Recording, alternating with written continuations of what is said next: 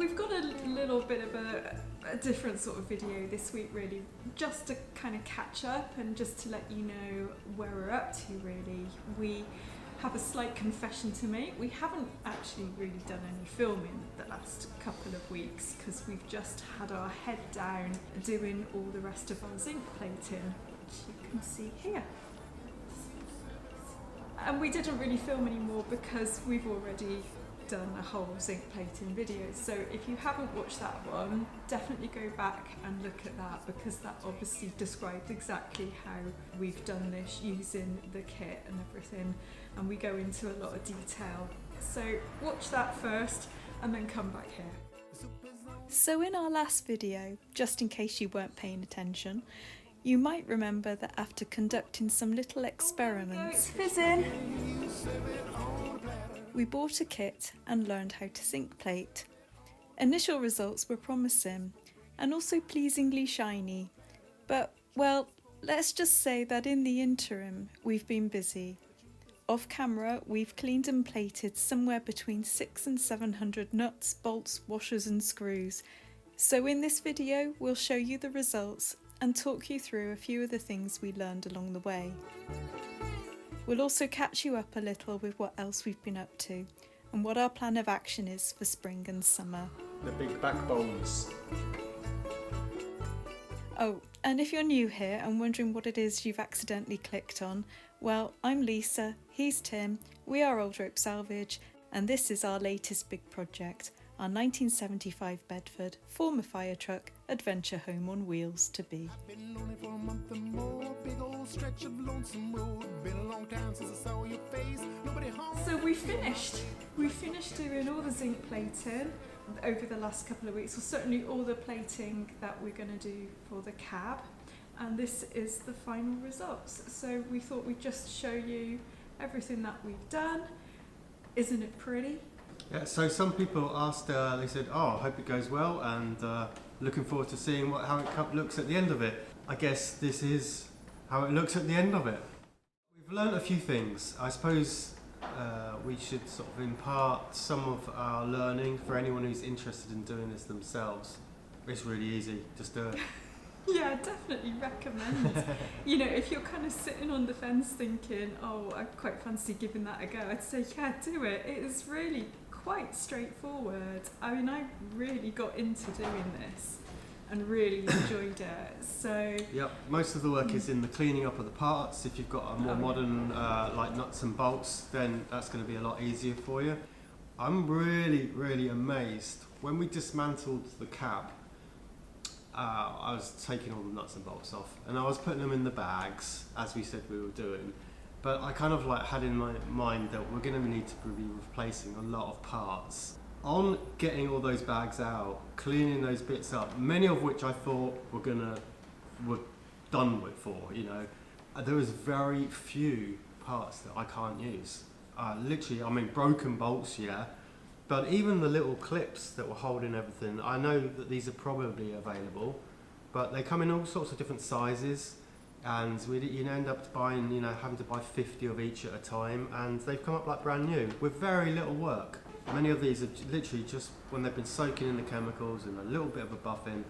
And yeah, so I'm pretty impressed. I've got a couple which are a bit debatable, some very unusual screws, but generally speaking, we've kind of restored 98% of all our bolts are good enough to reuse. we used a mixture of the silver and the gold passivate, which again we described in the previous video.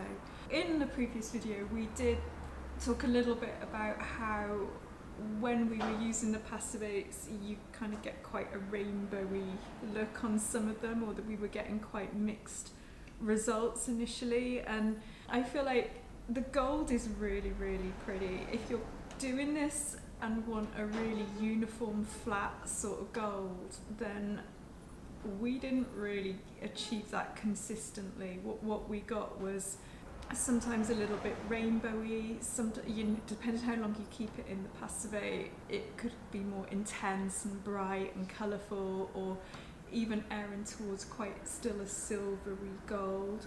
I felt that the really crucial thing was the cleanliness from the start through to the finish, really cleaning the parts up, and then after you've actually done the zinc plating in the zinc plating bath, to really wash them off before you put them into the passivate, because you're instructed to sort of wash them under running tap for about 3 minutes, and we don't have a running tap, so we had a bucket of water that was like slushing it about it, and that's to get the brightener off of it, because if there is any residue left on it, then that's what creates that kind of oil on water look, the rainbowy effect. So that is kind of what I think would be my tip, is just to really make sure that they're really, really cleaned up if you're going to try this and you want a more uniform gold result rather than the really disco rainbow colours, which I like. The other thing as well is you can have the difference between cleaning or not. Some of our bolts are a little bit rustier than others, and you can have you probably ain't going to see this in camera, but there's quite a big difference between a good condition bolt and one that was quite rusty. Now this is totally usable for us now. It was pitted and it's got quite a nice surface. But it's a very different look to it. That's nothing to do with anything we did. It's purely down to how they come out. Yeah. The other thing as well with these is that the gold colour, which we've done quite a lot of, is I think a little bit more forgiving than the silver. You notice it if you've got a dull silver one, it can look very different to a very shiny silver. When the silver, when it's on a really shiny part, they look great, and when they're on a kind of a bit of what was a rusted part, the silver doesn't look quite so great, I don't think. Also, as complete newbies, amateurs to this whole process, I think learning about getting the right ampage to the square inchage of however many parts you have in the bath is also a little bit trial and error, because obviously you're just guesstimating how many square inches you've got dipped in there at any one time. We did find that you could, if it wasn't getting bright enough quickly enough, you could whack it up, the ampage, and it would work. Sometimes we did overdo it, just once or twice probably, and you can actually remedy that as well by turning it back down again, and it seems to heal itself. Yeah, one of the things, all of this stuff is very simple, it's very easy to learn as you go along. Yeah. When you first set up the bath, everything seems to come out pretty good. Then it goes up a little bit dull and you learn you need to put brighteners in it. And I think you can get a bit of a dip in them. I know a lot of people say they get that happen, but the good thing is that there's nothing kind of like you can't repair. If you get something you've burnt a bit, or you've got too much current in it, you can take it out, just dip it in the acid for just a second, put it back in, and replate it. The stakes are pretty low. It's all repairable, and some of the bigger parts were kind of a little bit more difficult to do because you can kind of see the finish on them. The nuts and bolts are just simple. They're just like, they just come out great. Yeah, we've done a lot of gold parts out here, and that's because there'll probably be more silver to come in the future, because we're thinking after the successes of this with the zinc plating, there might be some shinier, maybe some nickel plating coming for our key parts, the bits that you see a lot of. These mostly are hidden away parts, and it's corrosion resistance for them, but some bits you can see a lot more. They're the headlamp rings, our door handles, the door latches, bits that are a little bit more obvious. Now we can't chrome plate them, but we are going to do what we can with them. So we do actually have the nickel anodes ready and waiting for that, don't we? So we're definitely going to be doing that. But we probably won't do it it'll be a little while, because you've had enough of plating for the time being. I've had enough of plating for the time being. My fingers need time to recover. So give it a go, and if you do give it a go, let us know how you get on. And there'll be more of this in the future, so watch this space. Yeah, this is just the cab. We've got the chassis to do, and it was kind of part of the reason we wanted to do this in the first place, is there's quite a few bits when it gets down to the chassis with brake parts and all sorts of things you can't replace really. You either have to go and buy new ones, or you have to restore what you've got. Yeah, there's a whole engine there as well. Right, so let's get this packed up, and we'll tell you what else we've been working on. We've been working on more than this. We must have been really busy. Wastelands are cruel and mean, ragged old weeds and scrub oak trees. Right, so Tim has been working on the headliner for the cab here for several weeks now of problem solving. We do have a previous video of the first part of the headliner, so check that out if you haven't watched it already. And we will do a second part to that one when we've completed it. But we didn't really want to bore you with all the tedious details of making every single slat, because every slat that Tim makes, because he's doing it, takes him 2 days.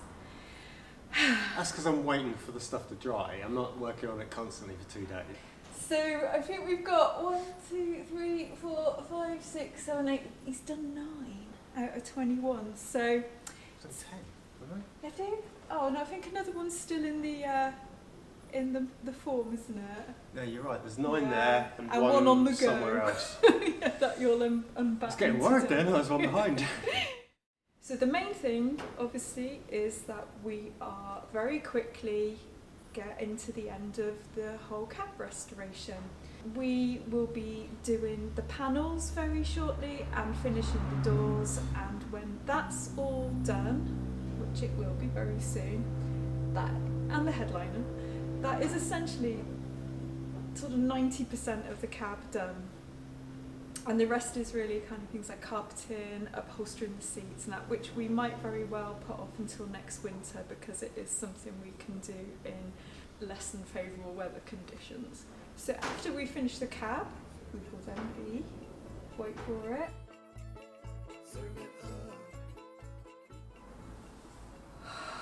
The big backbones.